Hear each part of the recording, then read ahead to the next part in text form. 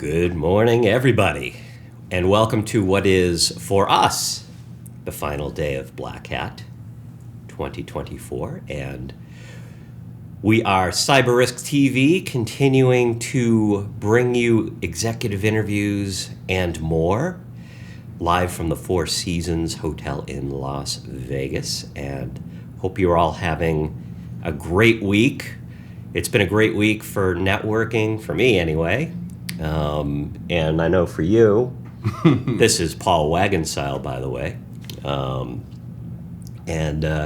What are you looking at doing today? A couple of interesting things. Well, really three or four. There's one.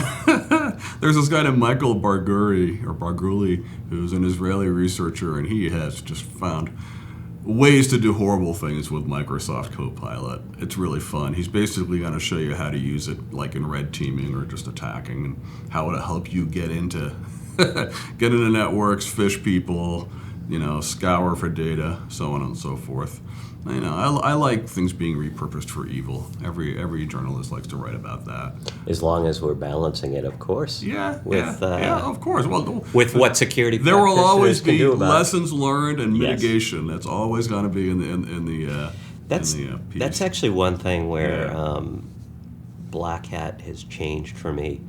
It used to be 2005, 6, 7. It was all about talks that involved, here, let's show you how to break something or hack something. And it really took a few years before a lot of this content started coming with, and here's what you can do about it. And I think that's kind of the path to maturity for BlackHat. I have a question.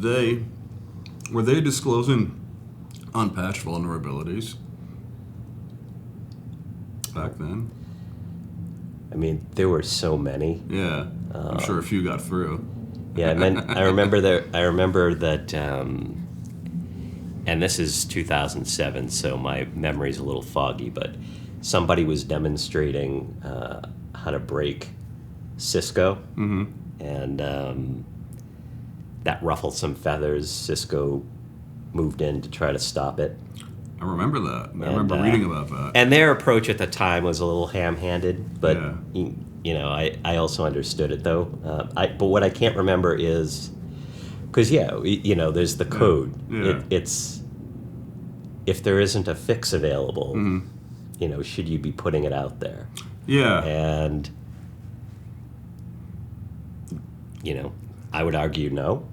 Yeah, unless you've notified the company. It's been a few and give months. them a chance. That's the difference. Yeah. It's if you remember Microsoft, again, back in the day, two older guys talking about the old days. Every time somebody disclosed a Microsoft flaw, Microsoft had this standard canned response. Which was they were disappointed that the vulnerability was reported to the world without first giving Microsoft a chance to patch it. Now, I think that whole process has gotten better. Yeah. With exceptions along the way. But, for me, when I come to BlackHat or anything really, it's no good to me unless there's an answer. Yeah.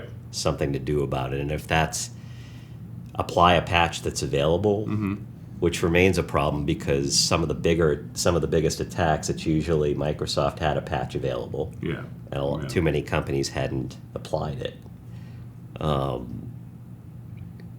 But just the whole process around responsible disclosure. You give a company ample time to come up with a solution, but if a patch is going to take longer and there are workarounds, to talk about those. So I think as an industry, in some ways we've gotten better at that, and in some ways,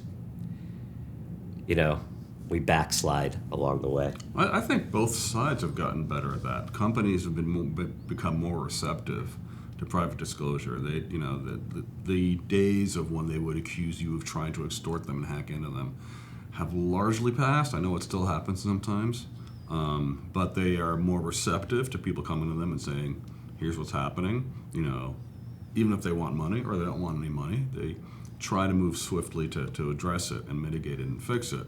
Now, when 2 months turns into 6 months, then you sort of start to get worried. It's like if they've been sitting on a vulnerability for that long, then should the researcher keep it under wraps? That's still the question.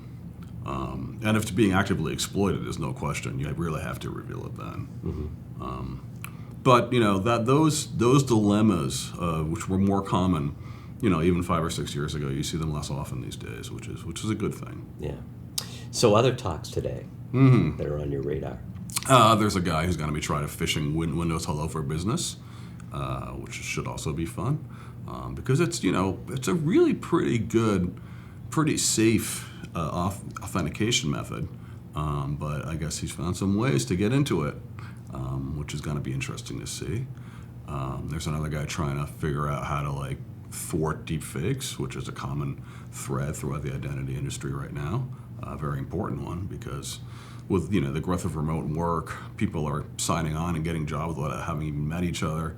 How do you know you're getting the right person? How do you know you're not signing up a North Korean who's trying to A, generate currency for his country, and B, break into American companies or Western companies to figure out trade secrets or whatever? It's a real issue. There are various companies that have come up with ways to try to verify identity over remote calls. It's a lot more than just showing your driver's license. Thank God, because you can fake those. So that'll be interesting. There's a talk by a guy named Bill Demercapy, I'm not sure if I'm pronouncing that right, who was a wonderkind originally. He started out in high school and presented at DEF CON 5 years ago when he was still in high school, and how he hacked his school's computer system. And he could have changed his grades. He said he didn't. But anyway, he went on to Rochester Institute of Technology, got his degree, and now he works for Microsoft. And he's presenting 2 talks, one today, another one today, about Microsoft's deep inner workings and how they protect, the UEFI and all that stuff. It's just a great story. Yeah, it is a great story. Learns It's really interesting. Things. Yeah. The big infrastructure company is smart enough to hire him. Yeah. The same thing happened with Apple a few years ago. There was a kid who was a Brown and still in college, figured out a one-click jailbreak. You just click on this one site, boom. It was amazing. It totally worked. And a couple years later, he got hired by Apple. I think he's still there. Took down his blog. But that's a success story. That's what you want to see.